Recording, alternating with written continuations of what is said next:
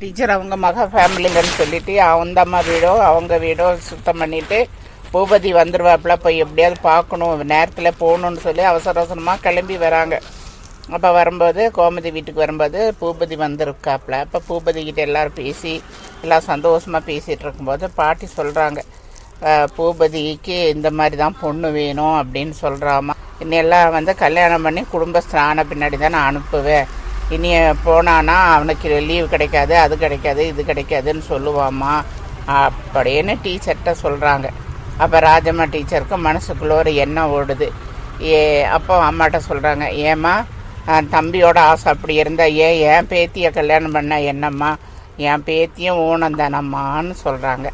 அப்போ பூபதி அங்கேருந்து சட்டுன்னு திரும்பி சொல்கிறான், என்ன அம்மா நீங்கள் சொல்கிறீங்க, நான் ஒரு ஏழை பிள்ளைய கல்யாணம் பண்ணான்னா அவர் பணக்கார வீட்டு பொண்ணை எனக்கு கட்டி வைக்கணும்னு